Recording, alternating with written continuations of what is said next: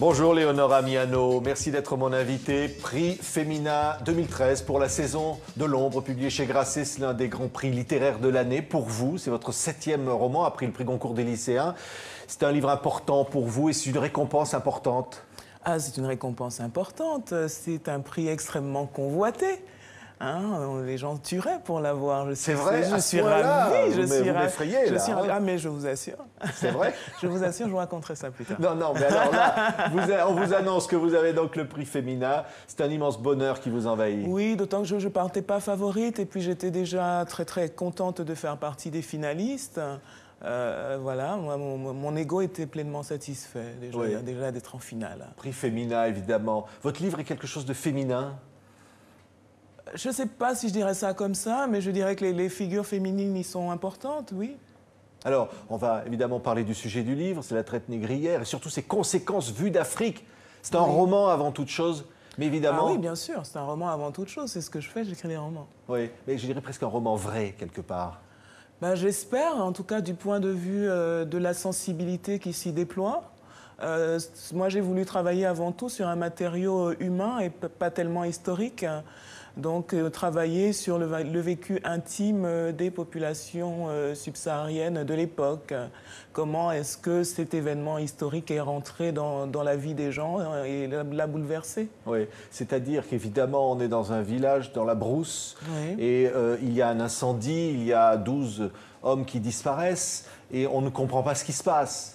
Non, la population de ce village ne comprend pas ce qui se passe parce que c'est une population paisible qui vit en bonne intelligence avec ses voisins, qui ne se connaît pas d'ennemis et qui surtout vit à l'intérieur des terres et non pas sur les côtes et qui n'a aucune idée du fait que la traite transatlantique est déjà commencée depuis des siècles. Et donc elle est dans un état de sidération quand on la rencontre au début du roman, cette population se pose des questions et n'a pas de réponse rationnelle. Oui. Alors, évidemment, pas de réponse rationnelle, donc des réponses irrationnelles. On va faire appel à la magie, on va faire appel aux traditions et on va presque même condamner les femmes. On va pas les condamner. Je dirais que la personne qui décide que les mères des 10 adolescents enlevés seront écartés de la communauté, le fait au départ pour les protéger.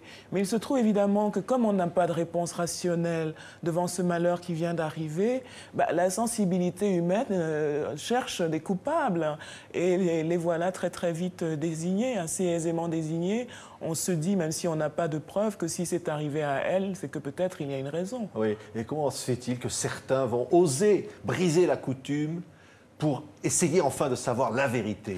Je pense que devant des situations inédites, il y a des comportements inhabituels. Ce sont les grandes tragédies qui révèlent les héros et les quoi. On ne sait pas la veille qu'on est de la graine de héros. Il faut être placé dans la situation pour se révéler à soi-même et c'est ce qui se passe. Comme la communauté n'a pas de règles pour affronter cet événement qu'elle ne connaît pas, forcément, il faut inventer quelque chose. Oui, alors évidemment, on ne va pas raconter la suite. Non, il ne faut pas raconter. Évidemment, ce roman.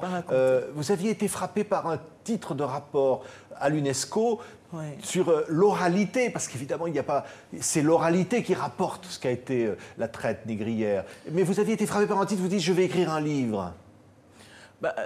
L'histoire est plus longue que ça, mais j'ai été frappée effectivement par le titre que Lucie Nkake a donné à son rapport de mission, une enquête qu'elle a menée au sud du Bénin. Elle a intitulé ce document « La mémoire de la capture ». Et pourquoi cet intitulé m'a-t-il tellement ébranlé? C'est qu'en fait, il déplace la perspective, puisque la question qu'il pose finalement n'est pas tellement celle du commerce. C'est un intitulé qui interroge l'Afrique sur la connaissance qu'elle a elle-même de ses pertes. Est-ce qu'elle se souvient des arrachements qu'elle a vécus? C'est ça la capture. Est-ce que vous vous souvenez que il y a longtemps, on est venu ici vous enlever des gens? Et comment est-ce que vous transmettez cette mémoire? Oui. Et donc vous avez envie de vous placer du côté de l'Afrique et de cette mémoire face à une histoire parfois que vous qualifiez d'interprétation fallacieuse, c'est-à-dire de culpabiliser les Africains. Oui, je trouve que c'est un peu limite comme raisonnement. Quand on raconte l'histoire de la traite transatlantique vue Du côté subsaharien, on ne parle que des fournisseurs de captifs qui ont existé, bien sûr, et nous ne sommes pas là pour le nier, mais qui n'ont pas été la majorité et qui ont agi pour leur propre compte, n'ont pas agi pour le bénéfice de leur communauté. C'est-à-dire que dans les communautés où il y avait des fournisseurs de captifs, la majorité ne participait pas au commerce négrier. C'est une chose. Et puis, il y a eu beaucoup de résistance. Et puis, il y a eu beaucoup de gens ordinaires qui ont souffert des choses qui ne sont jamais racontées. Et nous n'avons pas besoin de preuves matérielles pour le savoir. Il suffit simplement de prendre en considération le fait que en Afrique, dans ces temps comme aujourd'hui, vivaient des êtres humains, que les êtres humains ont des émotions et qu'à toute époque, une mère privée de son enfant est dans la détresse. Oui, vous diriez que cette plaie reste encore ouverte, béante aujourd'hui? Alors, en Afrique subsaharienne, je ne dirais pas ça. Peut-être dans la Caraïbe. Je pense qu'en Afrique, on souffre d'une blessure qu'on ignore soi-même.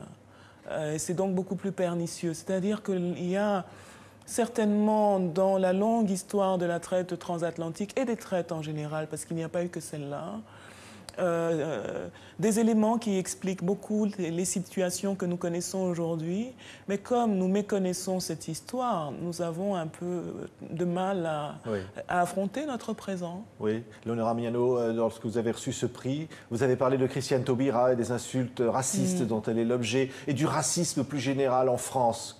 Vous vous êtes installé et que vous voyez monter. Oui, enfin, la France a...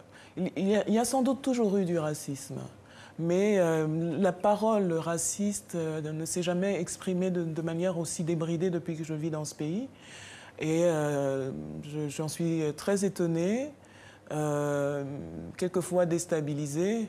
Mais je pense que ce n'est pas finalement arrivé comme ça. Je pense que le quinquennat qui a précédé celui-ci a un peu préparé ce terrain-là. Le lit de l'extrême droite, on va dire tout Oui, simple. finalement, un quinquennat qui a commencé par un discours de Dakar pour se terminer en discours de Grenoble et avec au milieu beaucoup de vulgarité, de brutalité adressée aux gens qui venaient d'ailleurs, a sans doute libéré ce type de propos.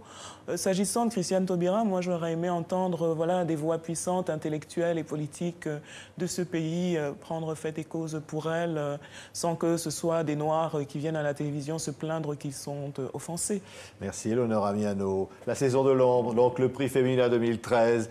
Merci d'avoir été notre invitée. Merci de votre invitation.